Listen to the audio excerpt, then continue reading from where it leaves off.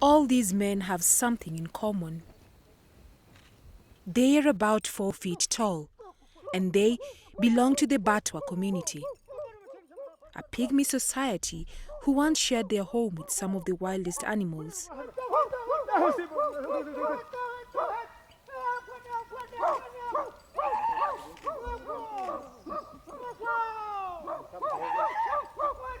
Once upon a time, they lived in the beautiful forest in Kisoro and Kabale districts in southwest Uganda as hunters and gatherers.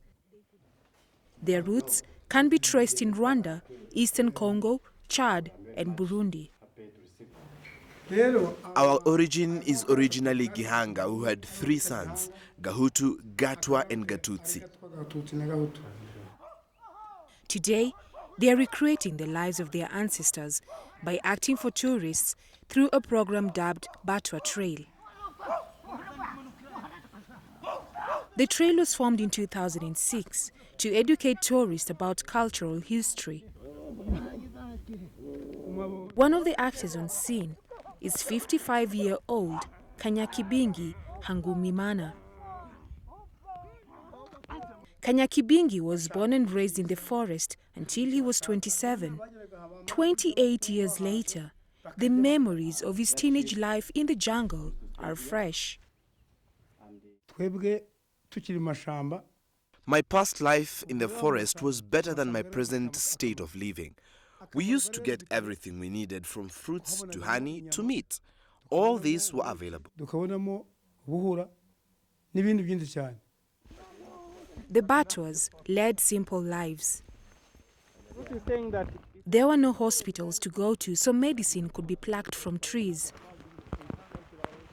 Sometimes, gods were worshipped on shrines to help cure diseases.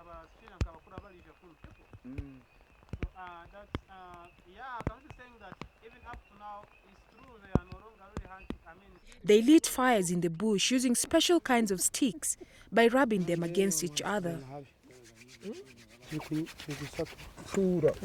During the process, sounds were made as though the sticks hear their plea to quickly light up.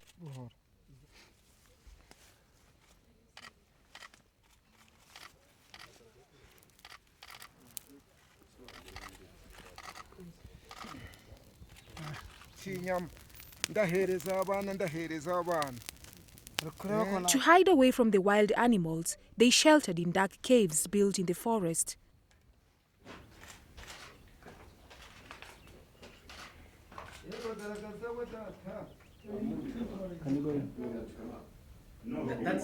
They depended on rain to provide water for domestic use.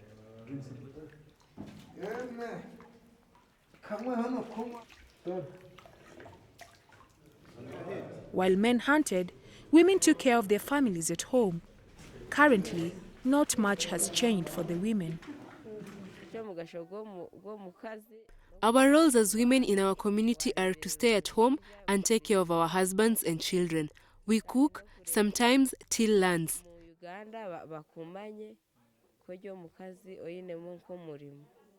About 2 decades ago, the Ugandan government evicted them from the forests. This was due to conservation projects to protect the mountain gorillas. Since then, they have become destitute. Today, most are now entirely landless. They live as squatters on the hills. Those who do manage to get a little land are liable to be evicted by neighbors. When the government sent us out of our traditional homes, some of us were hopeless. There was no legal provision for settlement. Right now, we live on other people's lands, and we don't know when they will send us away.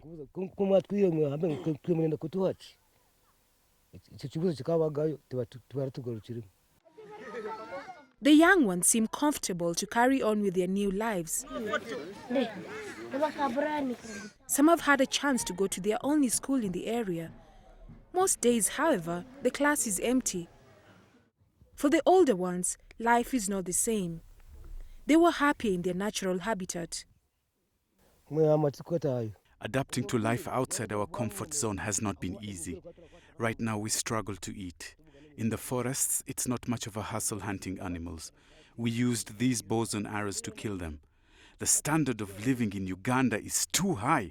Some of us cannot afford it.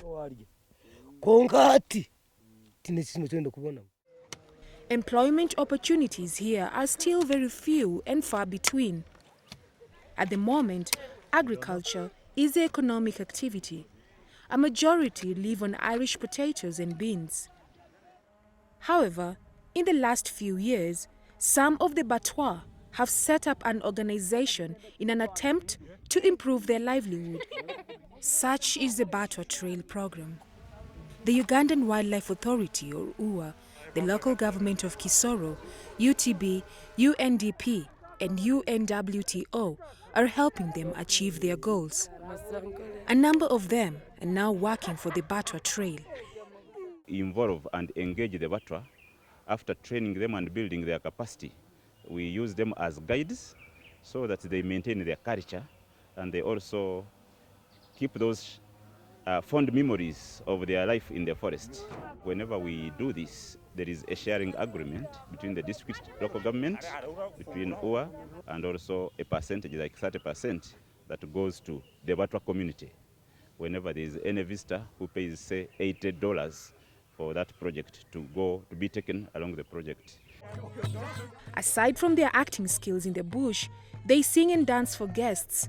Earnings are around $4 each per day.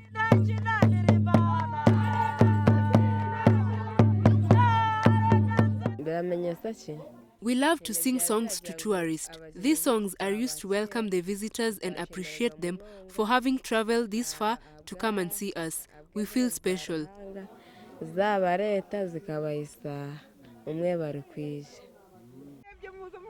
Even though the Batwa community in Uganda seem to be adapting to their new homes, their hope is that their culture will live on.